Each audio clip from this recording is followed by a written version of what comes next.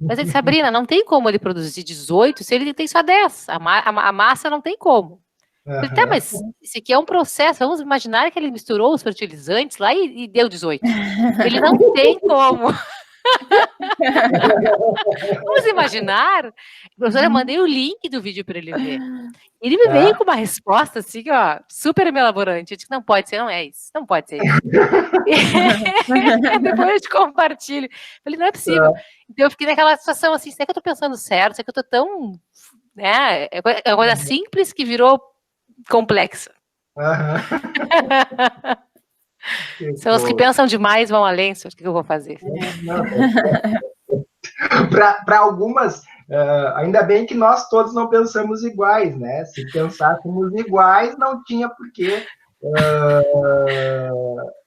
ter universidade, né? A universidade é justamente para a gente ter a pluralidade de ideias, né? Ter um universo de ideias, né? Nosso brainstorm, assim, né? A gente tem que desenvolver isso aí, claro. Exatamente. Alguns de nós operam melhor com o lado direito do cérebro, outros com o lado esquerdo, né? Uns vão para a linha do raciocínio mais lógico, outros mais para o lado da subjetividade, mas assim nos complementamos, né?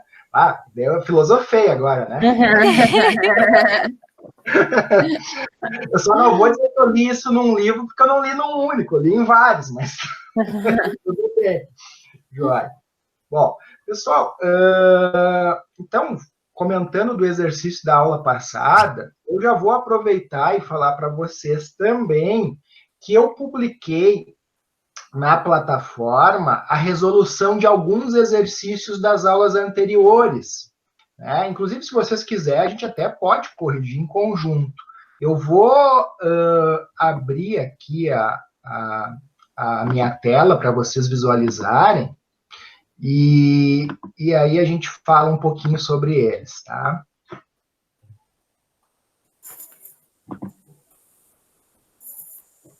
Vocês devem estar vendo a minha tela agora, correto? Sim. Sim. Beleza. Vocês devem ter escutado algum barulhinho, assim, tipo celular tocando, algo do gênero. Uma campainha.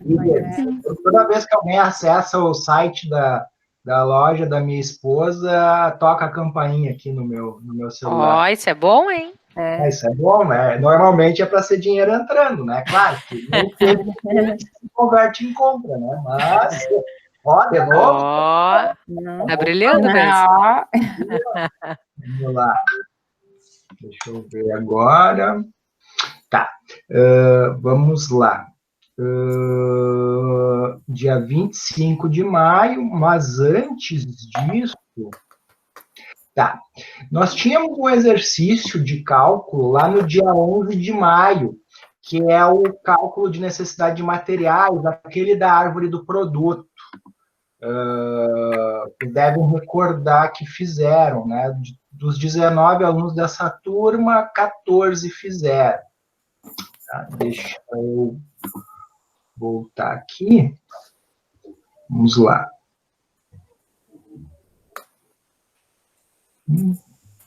Aí, deixa eu ver, aqui, eu postei esse aqui, ó, esse arquivo aqui, exercício resolvido, tá? Até para vocês conferirem, né, se a resposta de vocês está de acordo com o que está ali no exercício. Daí vocês vão me perguntar, professor, o senhor não vai corrigir? Vou, mas eu estou com um acúmulo de tarefas gigantesco, tá? Então, eu já queria que vocês tivessem essa resolução para que não ficassem dependendo dessa resolução, dessa minha correção para identificar se acertaram ou se não acertaram o exercício, tá bom? Então, eu já publiquei ali. Até, enquanto ele abre aqui, a gente pode até retomar um pouquinho, né, recapitular. Aqui está a resposta em si do exercício, tá? Não sei se vocês recordam o exercício. Esse aí é da necessidade de materiais, né, prof? Exato, esse é daquela árvore do produto, né? Uhum. Deixa eu abrir aqui o exercício, só para o pessoal relembrar. Vamos lá, exercício sobre a cálculo da necessidade de materiais.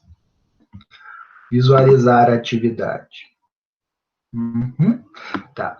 Era justamente esse aqui, né, pessoal, onde eu tinha, né, um determinado produto, né, que genericamente nós chamaríamos de produto P, né, e de acordo com a previsão de vendas para o próximo mês, né, nós teríamos a necessidade de produzir 200 unidades desse produto P. Né, então, eu pedia para vocês determinarem quantas unidades de cada componente, então, seriam necessárias para atender essa demanda. E aí nós chegamos àquele velho cálculo, né? Se para cada P eu preciso de 2 As, e eu preciso de 200 P, então, para cada P eu preciso de 2 A, 2 vezes 200, né? Eu vou ter 400 A. É exatamente como está aqui, 200 vezes 2, 400, certo?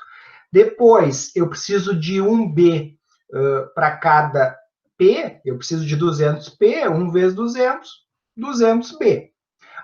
E aqui, né, para cada P eu preciso de 3C, né, 3 vezes 200P, eu vou fechar em 600 unidades de C, certo? Aí fecha esses 3 primeiros aqui, né? Depois, vamos lá, aqui, para produzir, para cada A, eu preciso de 1E, né? Só que aqui eu tenho 400 As, né? Lembra que a gente calculou aqui, eu tenho 400 As. Logo, 400, né? 1 vezes 400, 400E, né? Vejo aqui 400E, onde eu estou passando o cursor do mouse. Mesma coisa ali acontece com o D, né? E depois, pessoal, a linha de raciocínio, né? 400 vezes 1D, né? 400 unidades. O mesmo raciocínio vale para o restante. Não esquecendo que o F, né? Ele aparece aqui 2 vezes, né?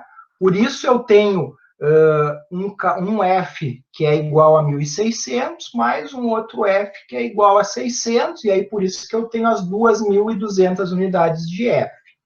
Certo? Tranquilo, pessoal. Todo mundo entendeu esse exercício? Por favor. Né? Sim, sim. Tranquilo? Beleza. Tá? Cheguei a pensar nele, professor, nessa atividade aí do... Será que é que eu calcule? Não é possível, não tem nada a ver, não deve ser. Mas eu cheguei a pensar nele. Quão longe eu fui no meu pensamento. Olha só. Chegou a pensar, será que eu precisava daquele? Não, não. Vocês não estão em aula da Gabriela ou dos professores de contábeis, tá? Que uma coisa depende da outra. Já virou um trauma, senhor, já virou um trauma. O ativo tem que ser igual ao passivo, né, essa questão que para cada crédito tem que ter um débito, não. É mais simples aqui, tá? Fiquem mais tranquilos, né? Joia.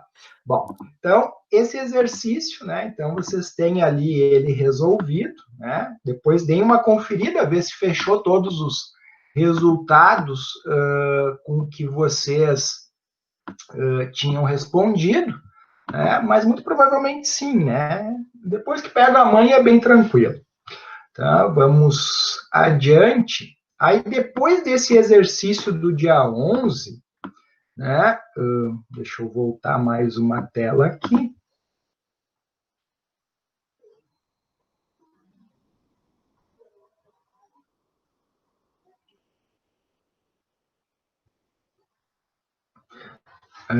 Vamos lá. Depois desses exercícios do dia 11, nós temos do dia 16, que é uma semipresencial, que é um mapa mental, né? Isso não impede de vocês estudarem para a prova, né? Tem essas questões acerca do STP, do Sistema Toyota de Produção, né? Que é a origem da programação puxada de produção. tá? Isso eu ainda vou, se eu não corrigir as questões, eu já vou botar o padrão de resposta esperado, pelo menos, tá? Mas eu me preocupei mais com essas de cálculo, que eu entendo que sejam as mais chatinhas, efetivamente, tá? Que vocês querem conferir o gabarito, ver se está ok com o que vocês responderam, né? Depois, então, nessa aula do dia 25 aqui, tá? Eu tinha o cálculo de previsão da demanda, né? Aí eu publiquei esse arquivo aqui, né? Que é o exercício resolvido, certo? Vou abri-lo aqui, né? Aí fica mais fácil de vocês relembrarem o que era essa atividade.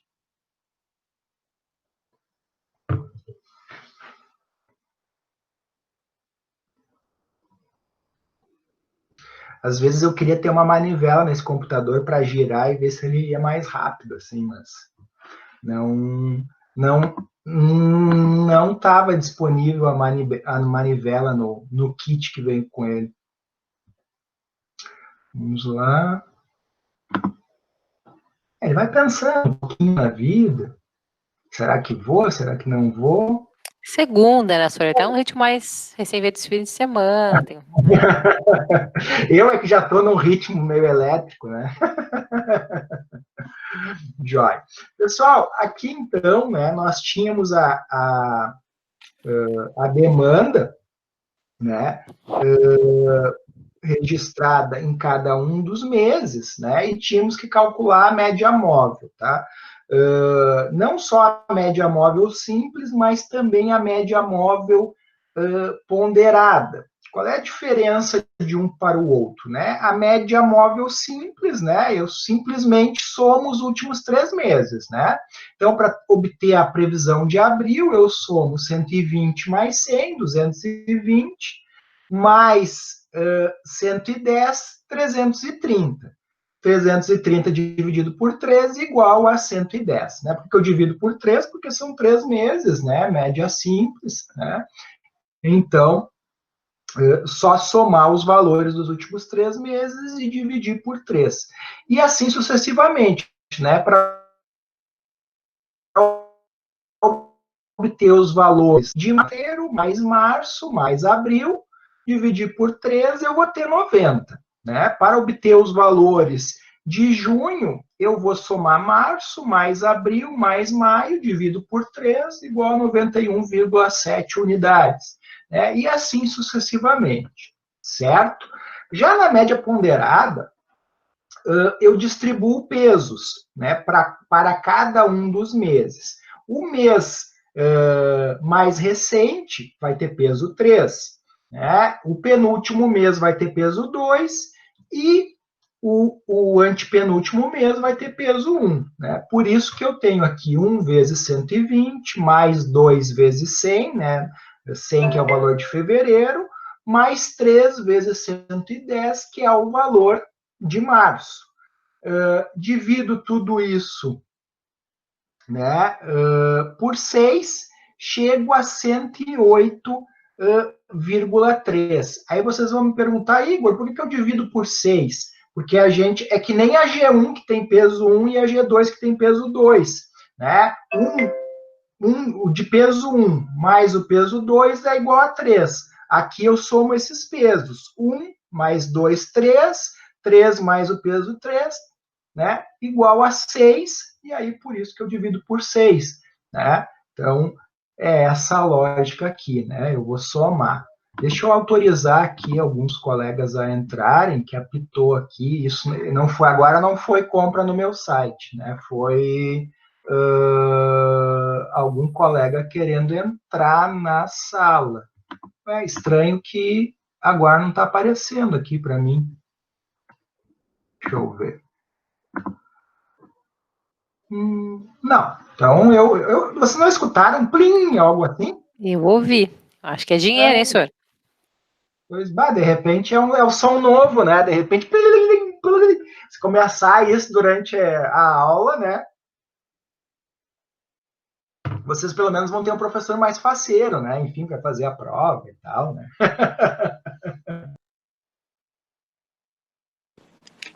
Tá Tá, mas passa o link do site aí, então.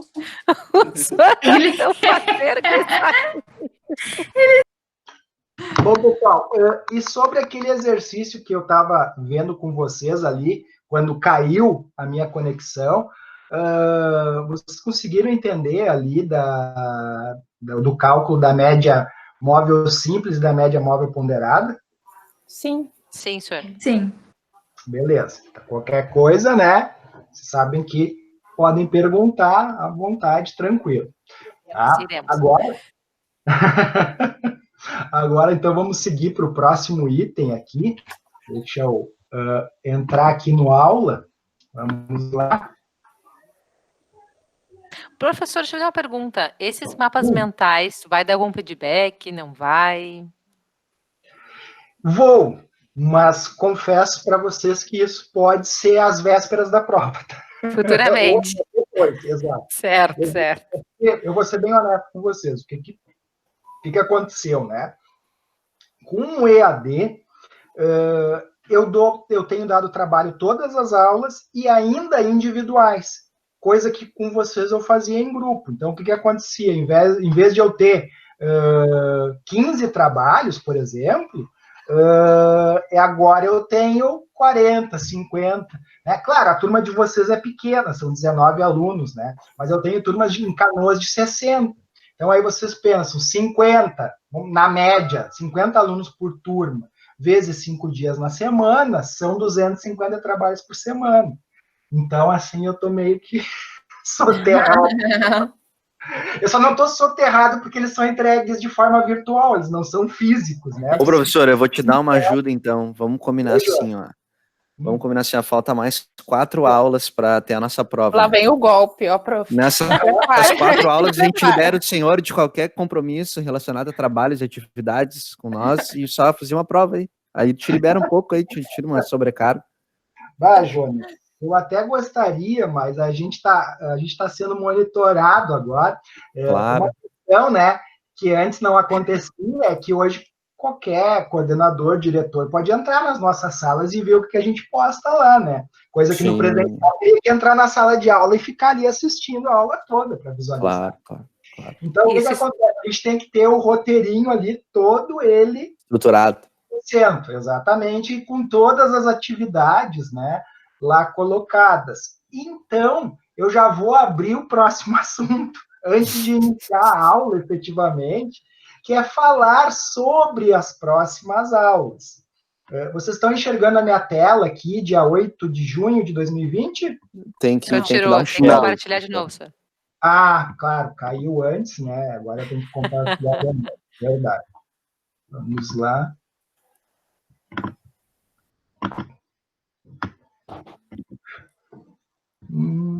Já aparece para vocês? Está entrando. Sim. Uhum. Beleza. Tá? Vocês vejam que aqui na aula de hoje já tem um exercício, tá? Desculpa, Jonas, mas não vai ser dessa vez que eu vou conseguir atender esse pedido. Capaz, Tenteada é livre, né? Tenteada é livre, claro. Lema de vida. Dia 15, tá? Tem outra videoconferência e a gente vai falar sobre taxa de esgotamento, e esse sim é o último conteúdo, tá, pessoal? Fiquem tranquilos, tá? Dia 20, nós temos a terceira atividade semipresencial. E dia 22, temos finalmente a prova de G2. Se vocês pegarem o plano de ensino de vocês vão ver que a prova, inicialmente, ela estava marcada para o dia 27. Tá? Mas a orientação da UBRA é que a gente feche a G2 na data que estava prevista para a G2 acontecer presencialmente. Então, eu vou abrir antes a prova de G2 para vocês e vou encerrar ela aí justamente no dia 27. 29. Vou encerrar ela no dia 29, daí, né, para que vocês... por isso que eu disse 27, que aqui está errado, ó. Deixa eu colocar aqui, já vou corrigir aqui, 29. Tá? Aí vocês, então, vão ter do dia 22 até o dia 29 para responder a prova, tá, pessoal? Então, tem uma semana aí, tá? Dá tempo de sobra. Né? Até para não acontecer como aconteceu com alguns colegas aí, semestre passado não, ainda na G1, que eles colocaram uma janela de tempo para vocês fazerem a prova, e aí no dia, sei que o pessoal não conseguiu acessar a aula, porque deu problema na plataforma, enfim, né? Aí já evita, porque daí vocês têm uma semana, né, distribui melhor também os acessos, né? Porque o que estava acontecendo? Muita gente estava acessando ao mesmo tempo, né? E aí, obviamente, é que nem o site da Receita Federal no último dia para declarar o imposto de renda. É óbvio que vai cair a plataforma, porque é muita gente ao mesmo tempo acessando, né? A probabilidade disso acontecer fica bem forte, né? Aqui eu coloquei dia 29. Qual é o último dia para... É dia 30, né, desse mês? Sim, sim. Foi prorrogado. Foi prorrogado. Eu declarei... Hoje foi a declaração, minha contadora enviou. Casualmente, ela enviou hoje. Que eu tenho essas funções de pessoa física, pessoa jurídica também, aí... quando eu era só pessoa física, eu fazia, eu mesmo, né? Agora, não mais. Tá? Esse não foi dinheiro caindo na conta, tá? Esse foi toque do celular mesmo, que eu baixei agora o volume aqui, né? Para que vocês não precisem escutá-lo, né? Toda vez que ele toca. Bueno. Então, pessoal, isso quer dizer que a gente está bem próximo do final, né? Efetivamente, aula mesmo, né? Nós temos semana que vem, aí tem uma atividade semipresencial, né? Na verdade, eu vou fazer o seguinte, tá, pessoal? Semana que vem eu libero, eu dou aula no dia, videoaula no dia 15, mas já vou ter liberado também essa semipresencial, tá? Então, provavelmente no dia 15 mesmo eu libero para vocês fazerem aí pelo menos, provavelmente até o dia 21, né? Para vocês já terem resolvido todas as atividades para depois terem a semana aí para fazer a prova do G2, tá? E vai valer quanto a G2, Sara? Então, pelo nosso plano de ensino, vale 6 pontos. E os outros 4 ficam nesses trabalhos que a gente está fazendo, enviando. E quantos trabalhos mais tem? Quantos mais? Tecnicamente, tem esse da aula de hoje, tá? Esse da elaboração da árvore da realidade atual. Vai ter um da aula que vem e mais a semi. E deu. Seriam esses 3. Tá bom. Entendi. Porque a gente já tem bastante em trabalho, né? Pois tá é, somando que eu fui... hoje já dá mais de 4 já. Ou eu tá errado os valores? Não, então, eu vou ter que fazer um ajuste daqueles valores, tá? Já eu tava calculando que eu tinha falado, porque eu tava calculando para não fazer, mas não precisava fazer trabalho, já que eu já fiz todos. Tava calculando, falta só 3 aulas, não preciso fazer mais nada, né? Basta só 1,5. De cabeça, tem um que valia 0,9, que eu já vou ter que baixar para 0,5, tá? Justamente. Porque na hora que eu cadastrei, eu pensei assim, né? Eles têm 18 contas para fazer naquele cálculo das médias móveis, então eu vou deixar 0,05 para cada um, fecha 0,9. Mas daí pesou demais, porque são vários trabalhos, né? Então eu vou ter que dar uma reduzida ali, ter que ajustar esses valores, né, para eles ficarem mais bem distribuídos, tá? Justamente para a prova valer 6. Ou até eu posso fazer a prova valendo 5 e os trabalhos 5 também, pode ser. É que, na verdade, tanto prova quanto trabalho agora, tecnicamente, é com consulta, né? Então, meio que, sei lá, na minha opinião, meio que tanto faz, né? Mas, enfim, se vocês acharem melhor, valer 5, os outros trabalhos e 5 a prova, também pode ser. É que prova sempre é mais tenso, né? Tá, então, vamos fazer assim, a prova vai valer 5 e esses trabalhos 5. Daí eu só fecho a pontuação restante com esses 3 trabalhos aí. Da aula de hoje, da aula que vem e a cena. Tá, show de bola. Valeu, senhor. Beleza? Então tá, combinado. Então, meus caros e minhas caras, vamos falar, então, sobre o material aqui da aula de hoje. Tá? Alguém deve... aqui o Henrique está entrando na sala. Agora a gente escutou e, de fato, era alguém adentrando no recinto. É quase como se estivesse batendo na porta, né? Se a gente fosse remeter para o presencial, né? Boa noite, Henrique. Vamos lá.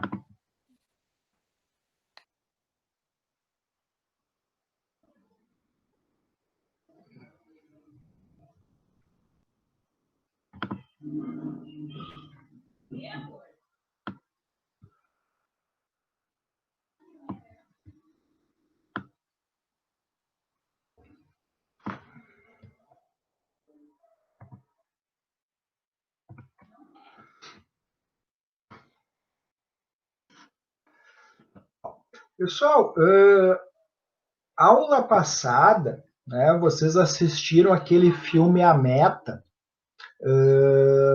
que eu disponibilizei para vocês na plataforma. Tá? Aquele filme, acho que o próprio filme, pelo que eu recordo, ele já dizia, ele é baseado no livro, né, de mesmo nome.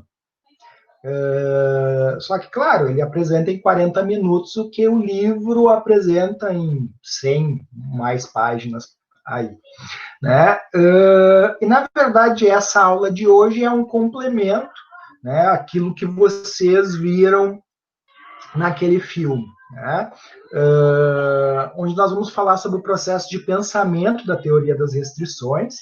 Tá? Esse processo de pensamento ele é aplicado hoje em inúmeras áreas, né? Porque se considera em outras áreas, né, que a restrição seria tudo aquilo que te impede de atingir um determinado objetivo ou a meta. No caso da empresa, a meta seria ganhar dinheiro, mas em termos de objetivo, pode ser alcançar uma promoção,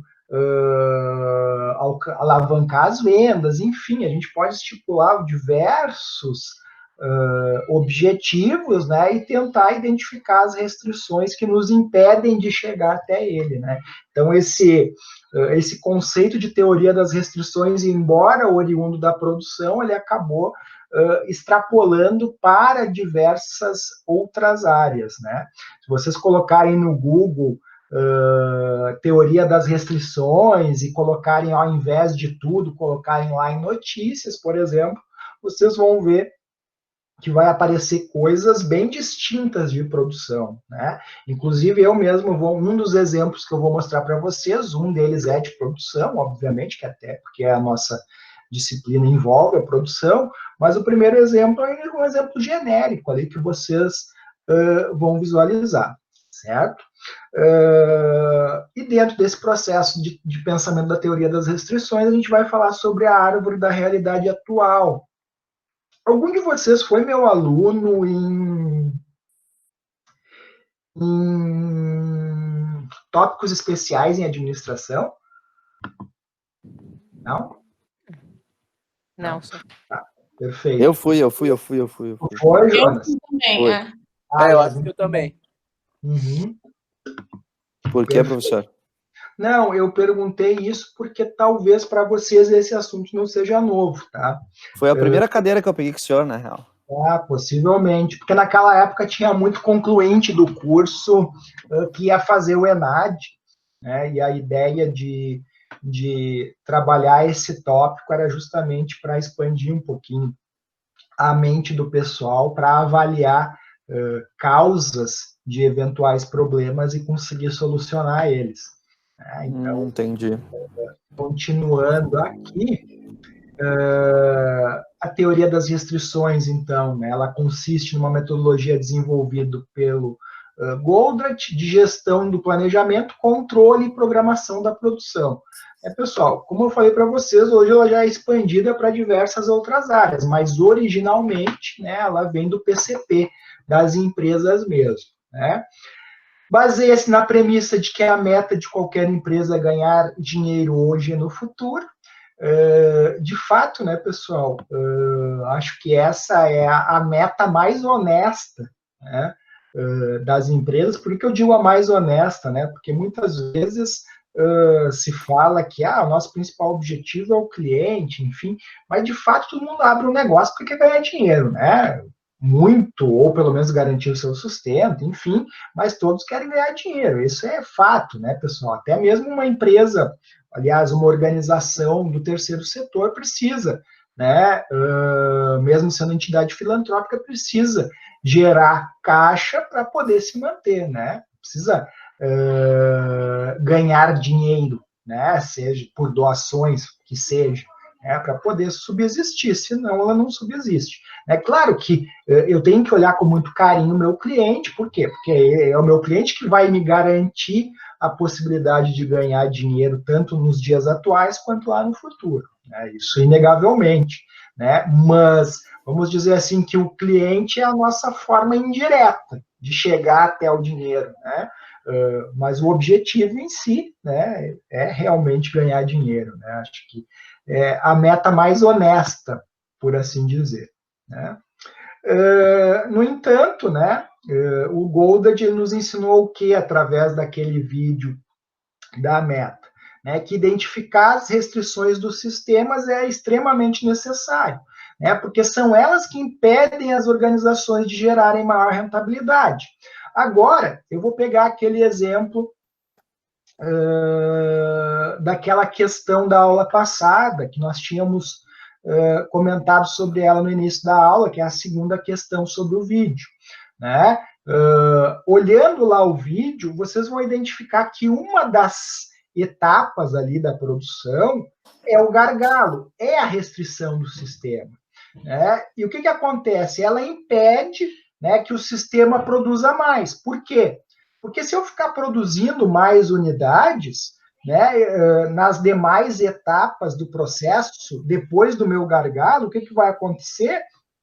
Eu vou só gerar estoque, né? Então, eu acabo tendo que restringir as minhas atividades ao ritmo do gargalo. O que eu posso fazer para superar isso? É ampliando a capacidade do gargalo em produzir, né? Então, por exemplo, se o meu gargalo produz 5 unidades hora, né, e a minha capacidade no restante da produção é de 10 unidades, eu tenho que fazer com que o meu gargalo produza mais, né? Então, de repente, se eu tinha uma máquina no gargalo, eu vou botar mais uma máquina, ou vou botar mais pessoas, enfim, eu vou ter que visualizar a forma de fazer isso, tá? O limite do meu gargalo. Escutei um barulho de Fórmula 1. Foi aqui, foi aqui na minha casa aqui, porque eu moro numa, agora tá moro numa aqui, avenida. Bom. Agora tá passando na frente lá do Léo, agora deve estar passando na frente lá do Léo. Agora tá passando aqui. É feito ficar em cascata? O Jonas tá com a câmera fechada, ele poderia estar num racha, a gente não tá nem sabendo, né? Bom, voltando ao nosso tópico, então. Né? Então, a gente tem que identificar a restrição para justamente poder extrapolar o limite dela, né? Para que a gente consiga produzir mais, né? E aí, o Goldad, com mais o pupilo dele, né? O Fox, eles prescreveram 5 passos, né? Que eles chamam de 5 passos da focalização, né? No intuito de capacitar qualquer processo para obter, para chegar na meta. Que passos seriam esses? Tá? O primeiro é identificar a restrição do sistema, né? Como eu estava explicando antes para vocês, né? Vamos pegar a pergunta da aula passada aqui. Vou pegar aquela figura, porque ela nos ajuda bem a visualizar essa situação. Ajudaria se a minha internet aqui ajudasse numa maior velocidade, né, por assim dizer, mas vamos lá.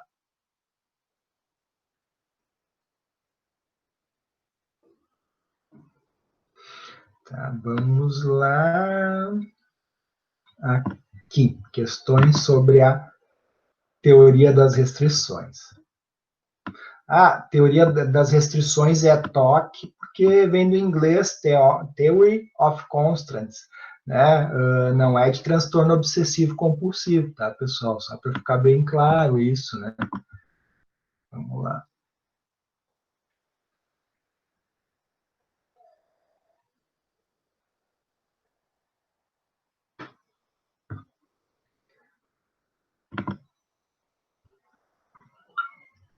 Vejam aqui, pessoal, até vou ampliar aqui a minha tela. Nesse caso aqui, né, é justamente a pergunta aquela que a Sabrina tinha comentado no início, né? Eu tenho 3 processos, né, 3 etapas aqui, na verdade, do meu processo para entregar os meus fertilizantes. Né? No processo de separação, na etapa de separação, eu consigo produzir 10 quilos por hora, né, de um determinado fertilizante. No processo, na etapa de mistura, 18 quilos. Na etapa de embalagem, 20 quilos hora. Qual é desses 3 aqui que é o meu gargalo aqui desse sistema produtivo? Separação. Separação. Né? Então, o que eu preciso fazer? Eu preciso possivelmente ou comprar um maquinário ou alocar mais pessoas aqui nessa etapa de separação para conseguir produzir mais de 10 quilos do meu produto final hora. Por que do meu produto final? Porque a separação aqui me restringe todo o resto do sistema, né? A mistura não vai ter nunca 18 quilos para misturar, porque ao final da primeira hora nunca vai ter mais do que 10 quilos. Então, só vai ter 10 quilos para misturar, e por consequência, se a mistura só vai ter 10 quilos, a embalagem também. Então, no máximo, eu vou chegar, né, a 10 quilogramas hora de fertilizante, certo? Eu fico limitado por aqui, salvo se daqui a pouco eu colocar aqui uma outra máquina que vai separar mais 10 quilos por hora, né? O que vai acontecer? Se eu tiver uma outra máquina aqui separando mais 10 quilos e tiver uma outra máquina aqui separando outros 10 quilos, o meu gargalo vai continuar sendo a separação? Vai ser a mistura daí, né, Sue? A mistura, exatamente. Passa a bola. Exatamente. Isso tem que ficar bem claro para vocês, porque vocês vão ver depois no 5º passo que isso, em geral, sempre vai acontecer. Né? Então, aqui, decidir como explorar a restrição do sistema, que é justamente isso que eu comentei com vocês, né, de daqui a pouco colocar uma nova máquina ou mais pessoas para separarem os fertilizantes, né, lá na primeira etapa do nosso processo, né, subordinar tudo mais às decisões acima, né, que foram tomadas antes, por consequência, né, realizando, né, subordinando tudo isso às decisões que eu tomei de ou colocar mais pessoas e ou máquinas, eu vou elevar a restrição do sistema. Só que o que vai acontecer? Eu vou ter que retornar ao passo 1, porque muito provavelmente a restrição do sistema vai ser alterada, que é justamente o caso aqui. Né? Se eu consigo aumentar aqui para 20 quilos hora de separação, o meu gargalo vai passar a ser, então, a mistura. Né? Mas vejam que já bem melhor, né? Porque ao invés de 10 quilos ao total hora de fertilizantes, eu vou conseguir, né, embarcar pelo menos 18. Né? Então, minha restrição ficou bem mais aceitável, por assim dizer. Né? Eu vou estar com uma eficiência produtiva bem maior, né, produzindo 18 quilos hora do que só os 10 quilos hora que eu tenho atualmente, certo? Então, tá. Passando, então, para o próximo passo, né, aqui eu cito, né, pessoal, na aula presencial, eu citava a questão do livro e do filme, né, para o pessoal ampliar o conhecimento, né? Aqui eu fiz o contrário, né? Antes da aula eu já disponibilizei o livro e o filme, né? Inclusive acho mais rico. Aliás, né, nos últimos semestres, inclusive, aqui está o link, ó, onde está passando aqui o cursor do mouse, né? Aqui tem o link para o vídeo, né? Normalmente eu estava, acho que, passando em aula esse vídeo primeiro para depois efetivamente fazer essa explicação. Então, na verdade, está na mesma lógica de explicação, tá? Aqui, conceitualmente, né, o que seria, então, o processo de pensamento da teoria das restrições, né? O processo de pensamento composto por esses 5 passos aqui que a gente falou antes.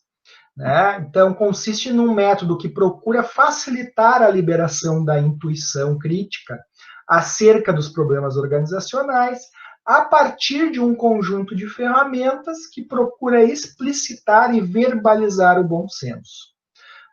Aqui, conjunto de ferramentas, né, que podem ser utilizadas de forma individual ou conjuntamente, permitindo a identificação de problemas centrais, soluções e superação de possíveis resistências a mudanças. Vejam, pessoal, que aqui eu tenho o conceito do Goldratt como no original, né, onde ele fala de problemas organizacionais. Né? Em versões anteriores ainda ele falava em problemas de produção, né? E já o Cox e o Spencer aqui em 2002 eles já vão além, né? Porque eles falam de soluções e superação de possíveis resistências a mudanças, né? Isso tanto a nível profissional quanto pessoal já. Né, nós já temos esse entendimento como processo de pensamento da TOC, né, da teoria das restrições, como algo mais abrangente, né, não só na produção, não só na empresa, mas até para a vida em geral. Certo?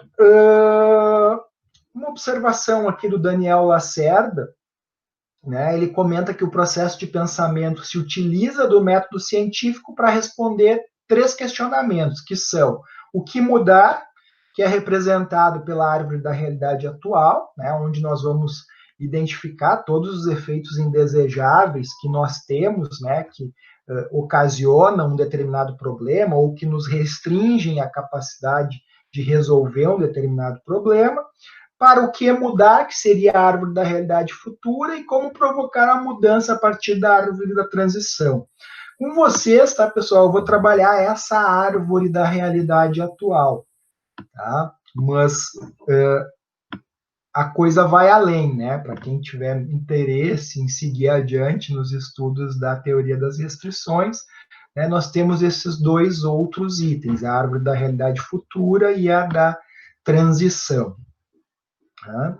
Então, aqui, né, para responder, então, esses questionamentos, há uma ou mais ferramentas a serem utilizadas, sendo que estudaremos em detalhe a árvore da realidade atual, tá? Identificando a descoberta do que mudar efetivamente.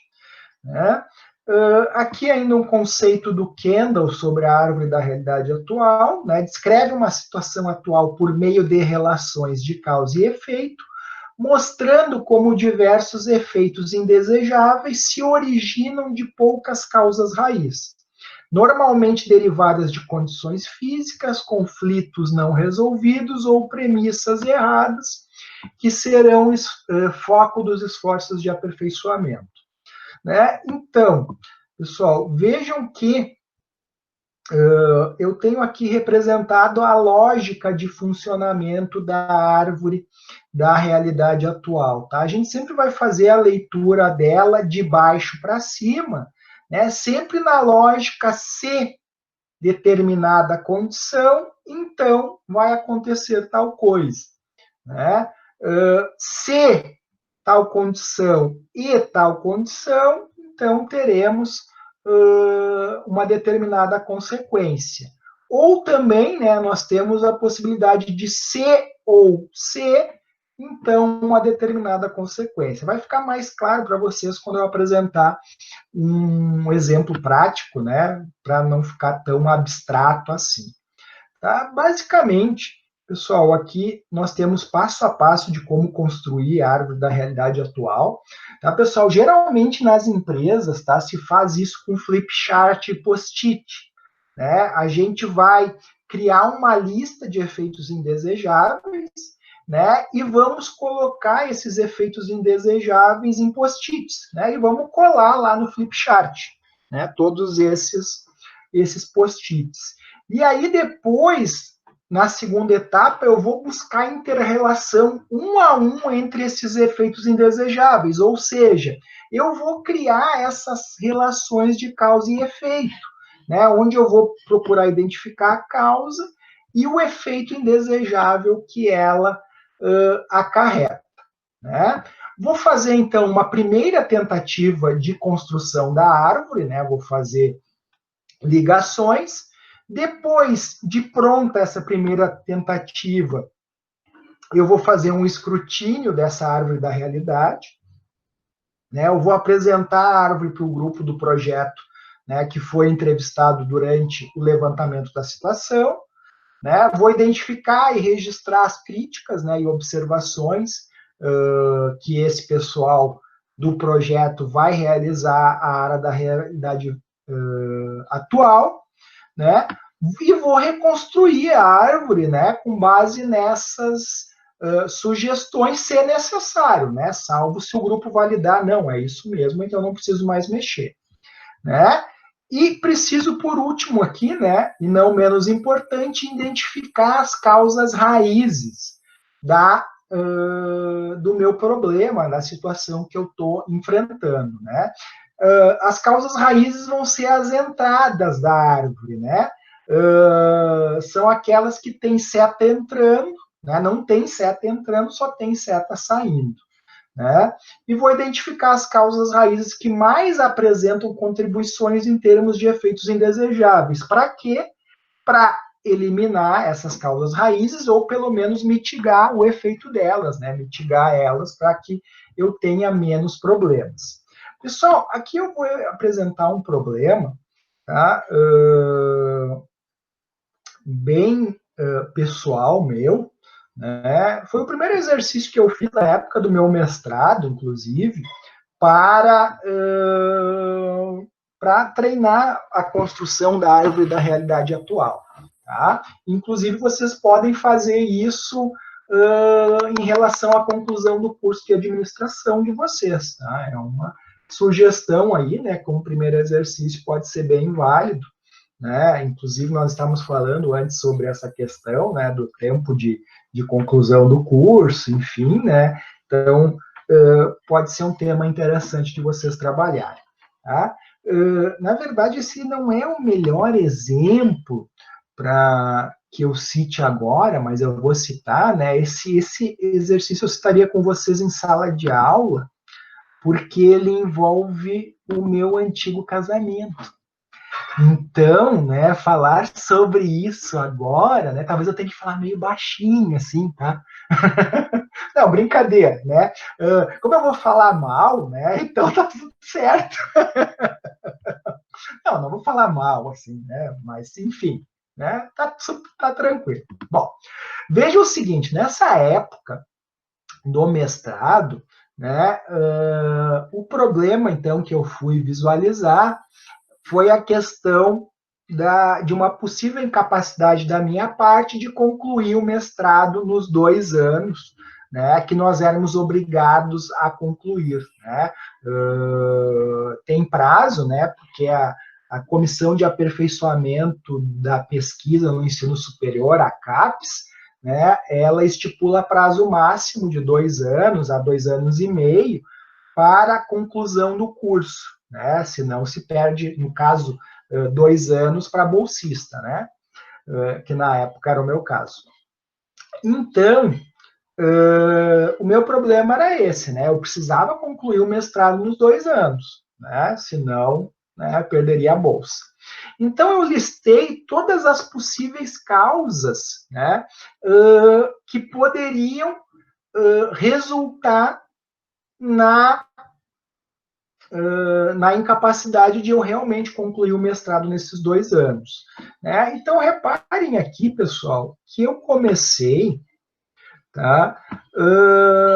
Claro que isso aqui eu listei primeiro, né? Coloquei em post-its, né? Todos os efeitos indesejáveis que poderiam me prejudicar esse meu objetivo, essa minha meta de finalizar o mestrado em 2 anos, né? Mas aqui eu já apresento para vocês organizado, certo? Então, eu tinha 3 causas raízes aqui, né? Procrastinação, excesso de trabalho, e aqui, né, a falecida queria casar em abril lá de 2012, né? Já faz um bocado de tempo isso, né? Qualquer um, se, né, procrastinação, se excesso de trabalho ou se a questão aqui, então eu teria acúmulo de tarefas, né? E aqui, especialmente C e o E. Lembram aqui que eu mostrei para vocês, né? Ó, C, C e E, né? Esse símbolo aqui representa o E, tá? Esse círculo aqui. Então, né? Todos essas causas unidas aqui, né? Então eu teria acúmulo de tarefas. Se é acúmulo de tarefas, aí eu teria falta de tempo, certo? Falta de tempo para estudar para proficiência, que é o meu item 6, falta de tempo para estudar para as disciplinas, que é o meu item 7, e falta de tempo para escrever e revisar artigos passíveis de submissão. E, por fim, falta de tempo para elaborar o projeto de qualificação. Tá, pessoal?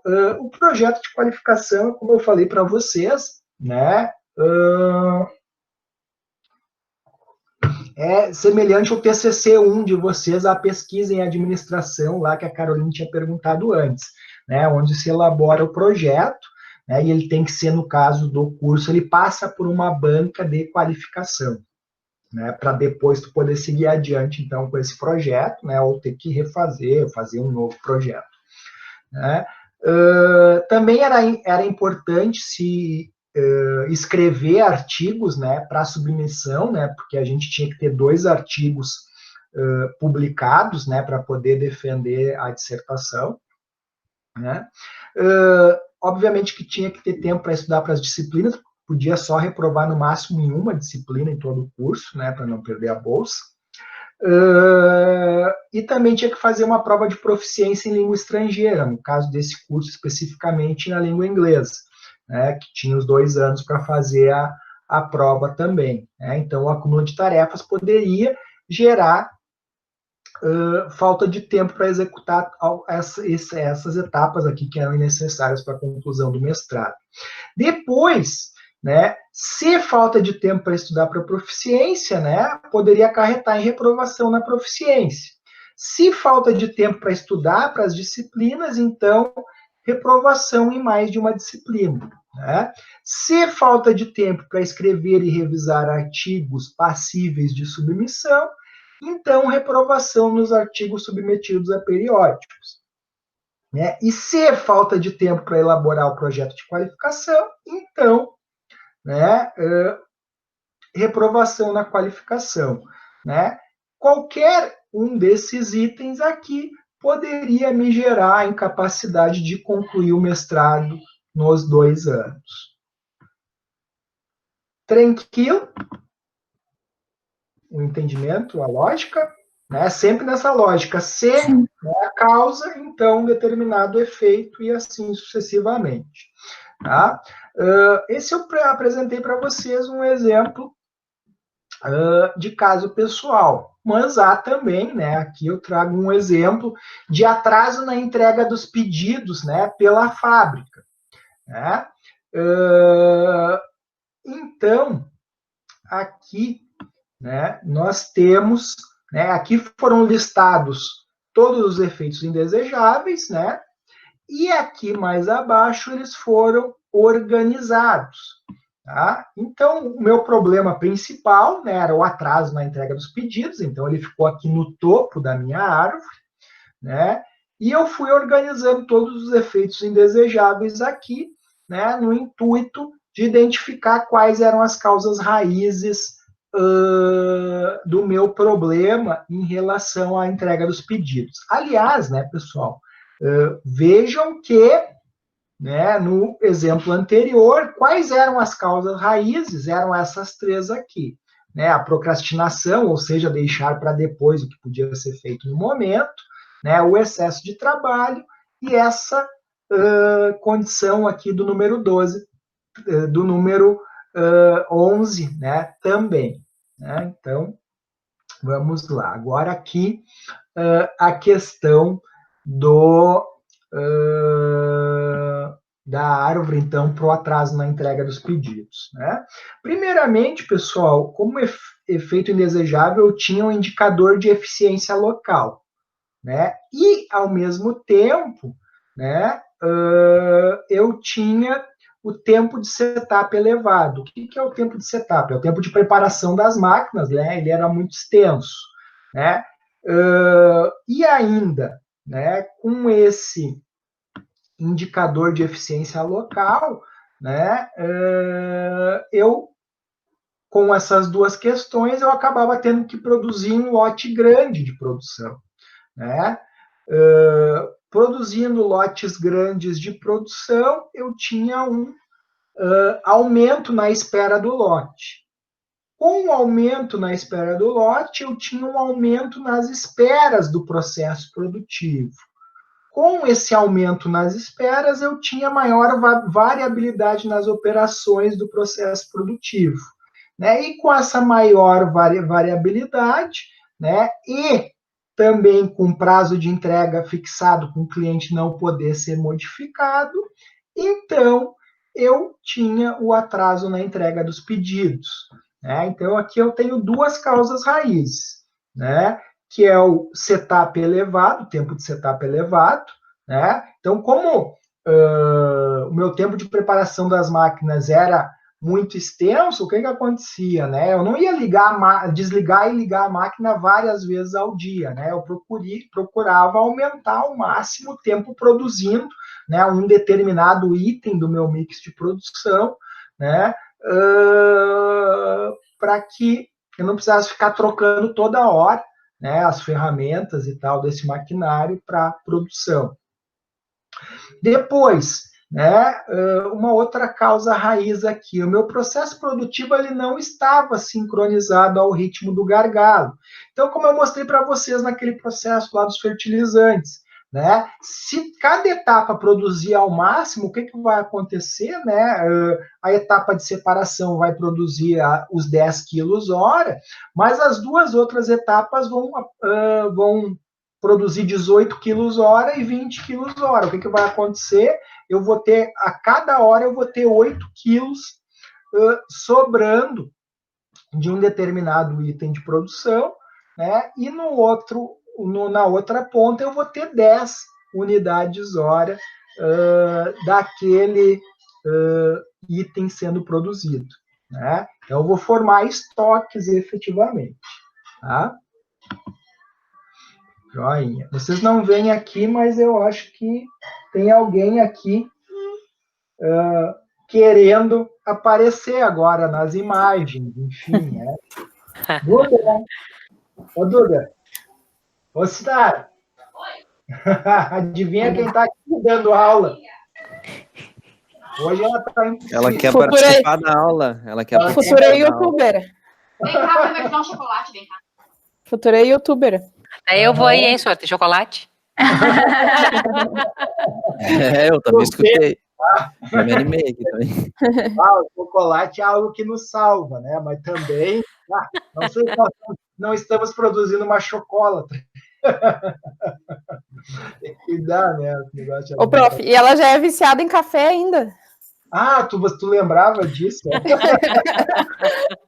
Como esquecer, né? Como que eu vou esquecer? Ontem mesmo nós estávamos falando nisso. Teve um determinado horário que ela pediu Fefé, mamãe, Fefé. Daí ela disse, a minha esposa disse, tá louca, Maria Eduarda, que eu vou te dar café, tu não vai dormir nunca daí, né? É que nem eu. Eu, quando era pequena, eu acordava de manhã, já ia pra cama da minha mãe, Fefé, mamãe. Fefé falava a mesma coisa. Mas de manhã tudo bem, né? De manhã, beleza. Agora, de noite, dá cafezinho. Apesar que a gente tá fazendo uma coisa aqui em casa, né? A gente tá dando café descafeinado agora. Nós estamos tomando, na verdade, e ela também, no final das contas. Mas é muito diferente, senhor? Ele é diferente porque não tem a cafeína, né? Ele não é estimulante como o café convencional, né? Sim, sim, eu digo mais pelo gosto, sim, porque deve fazer uma grande diferença. Não? Particularmente, eu não senti diferença no gosto, né? A minha esposa disse que tem. Eu, particularmente, não senti, né? Acho que eu ainda tenho o paladar afetado, ainda, talvez, da época de fumante ainda, então eu particularmente não sinto diferença, mas ela diz que tem, né? É porque na minha empresa a gente tem umas cápsulas, aquelas da Nespresso, que é descafeinado, que chegou uma caixa lá e disse, quem vai tomar isso aqui? A gente quer tomar café pela cafeína. Mas, Não, né, mas são gostos, né? eu vou te ser bem honesto, eu tô tomando descafeinado porque eu tava ficando muito acelerado. Eu já sou, né, por natureza, e aí tava ficando mais ainda, entende? Então, Sim. enfim, né? E também por causa da pressão, né? Eu tenho pressão alta, né? Te cuida, né? Tu é muito novo para estar com pressão alta, né? Exato, né? E o pior é o seguinte, agora eu tô sedentário ainda, né? Por conta da pandemia, então tu já viu, né? Alguém vai dizer, não, pode fazer exercício em casa. Mas é mais complicado, né? Eu te entendo. Obrigado. Ninguém merece, né? Fazer exercício em casa. Ai, por favor. Mas mas Caroline, eu deveria, né? Porque eu já tô na idade do condor. Condor aqui, condor ali. Né? Não, sério, eu tô com uma dor no nervo ciático agora, papinho de velho, né? Mas tem dor no ciático. Essa última semana que tava frio, assim, né? Que aí os nervos contraem, né? Deus o livre, tava assim. Sabia que ia chover, né, senhor? Sabia que ia chover quando doía o joelho. Exatamente. Foi aí, Sabrina. Bom, voltando aqui, então, para o nosso processo, né? Então, uma das causas raízes também era que o processo produtivo não estava sincronizado ao ritmo do gargalo, ou seja, né? Estava se produzindo em excesso outros itens, né? Quando, na verdade, não seria necessário, uma vez que, né, nós tínhamos gargalos de produção, né?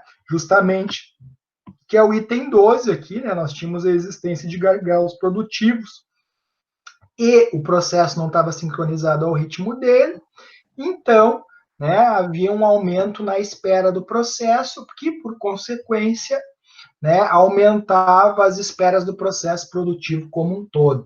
Tá? Aqui indo para o item 4, depois para o item 1 e para o 14, que a gente já tinha referido anteriormente. Depois, outra causa raiz aqui era a falta de treinamento e padronização das operações de produção, né, que ocasionavam a existência de retrabalho nas operações produtivas, né, e também variação ou variabilidade nas operações de processo produtivo, que, por consequência, geravam um aumento no tempo de processamento das operações produtivas, né, que, por consequência, geravam um aumento no lead time e, né, consequentemente, aumentavam, né, a espera, o atraso na entrega dos pedidos. E a outra causa raiz, né, efetivamente, é o item 7, né, que é o prazo de entrega fixado com o cliente não poder ser modificado. Né?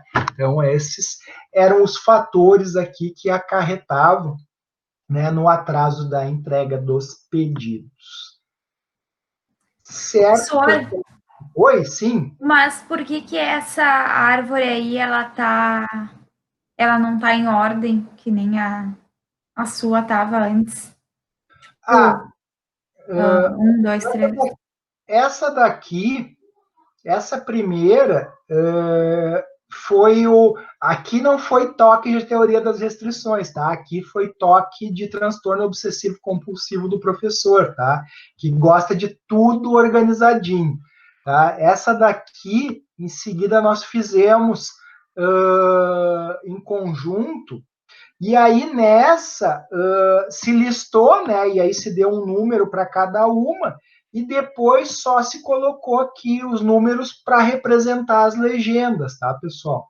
Dá para fazer de um ou de outro modo, tá? Eu, particularmente, gosto mais desse daqui, que é mais organizado, né? Assim, mais visualmente, mais fácil de ler, né? Porque aqui, o que acontece? Aqui eu tenho que ficar procurando. O item 11 é tempo de setup elevado, o item 5 é indicadores de eficiência local.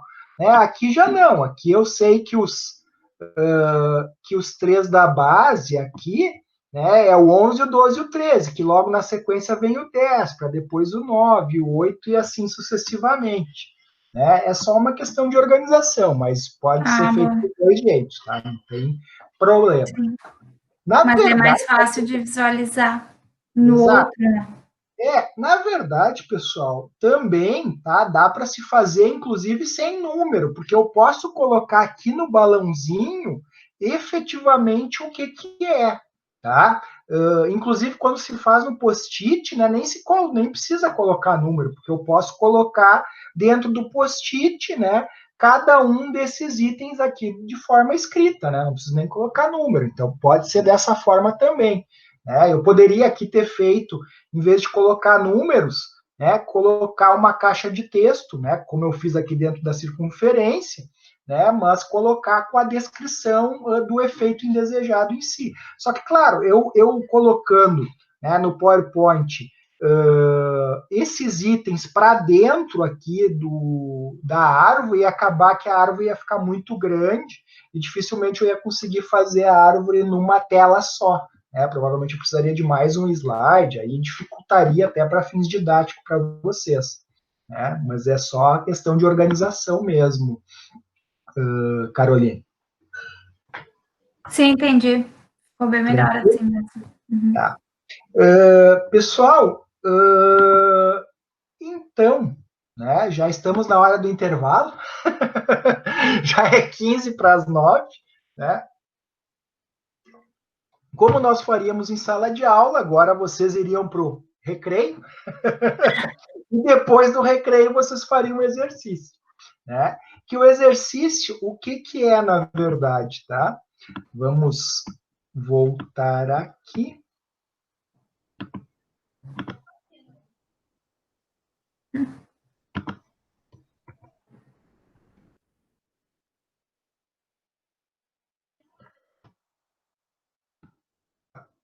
Vamos lá.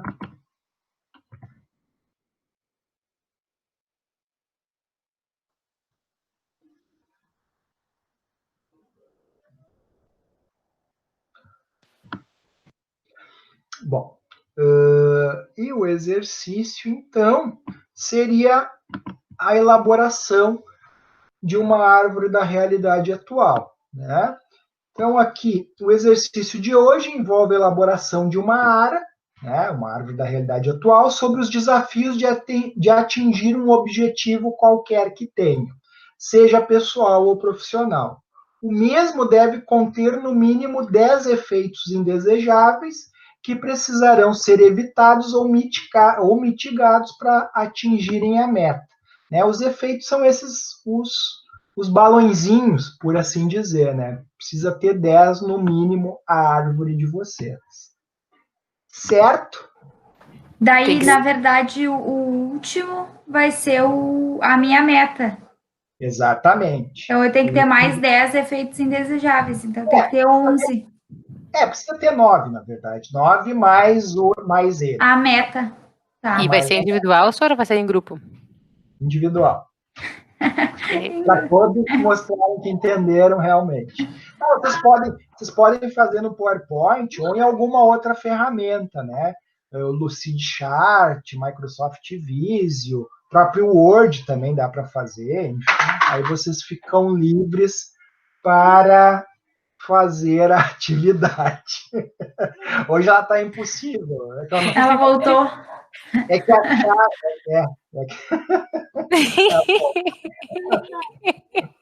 O que foi? Hoje tu tá afim de participar da aula, né?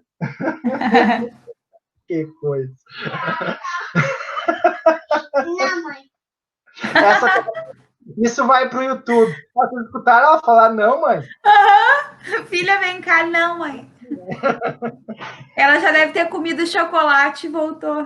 Provavelmente. Muito provável que isso tenha acontecido. Deixa eu ver o que colocaram aqui de dúvidas ou comentários aqui no chat. Feliz aniversário, Henrique. A gente pode dar um parabéns para o Henrique. Então, olha aí. Parabéns virtual. Parabéns. você. Querida. Ah, parece que tá todo mundo morto. A sincronia,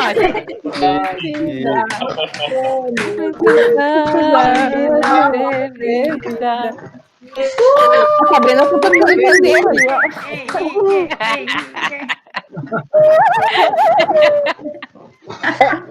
Acho que foi parabéns devia ter mais desafinado. Devia ter gravado, Henrique. Não, tá gravado, depois eu vou fazer foto. Primeiro parabéns virtual do Henrique. Exatamente. Até a Duda cantou parabéns aqui. Meus caros, dúvidas, questões?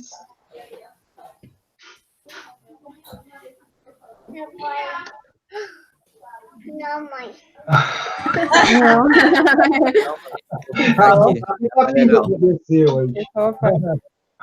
Deixa ela aparecer. Você, alguma dúvida, pessoal? Não? Tranquilo? Tranquilo. Por enquanto não, senhor. Só aquela que eu já resolvi. Então, nos vemos no dia 15, certo? Próxima segunda-feira. Mas qualquer dúvida nesse meio do caminho, podem me mandar mensagem ali pelo aula tranquilamente. Ou por e-mail também, fiquem à vontade. Então, Maria Eduarda, manda um beijo para eles de boa noite. Já que tu tá aqui, né? Então, pelo menos educadinha, manda um beijo. Dudinha. Duda. Eu não sei, ela não vai dar para ser youtuber, eu acho. Acho que não vou lucrar dessa forma. Ela não tem muita empatia com o público. Não, ela não está sendo muito carismática. Ela está ignorando a gente. Mas tchau, Maria Eduarda. Então, pelo menos. Tchau, Duda. Tchau, Dudinha. Foi um tchau meio tímido, mas enfim, né? Valeu. Tchau, boa noite, pessoal. Tchau, boa noite. Obrigada, boa noite. Quem perdeu vai ficar gravado, tá? Eu vou botar lá no YouTube, né? E disponibilizar o link ali na página. Não, esquece de dar uma editada antes. Aqueles momentos, tá bom? Aqueles vários momentos. Se tiver dificuldade, manda para mim que eu te ajudo, professor. Tá craque já, né? Tchau. Boa noite. Boa noite. Tchau, Tchau, Henrique. Parabéns. Obrigado. Parabéns, Henrique. Beijo, meu querido. Beijo. Tchau. Boa noite. Boa noite. Tchau.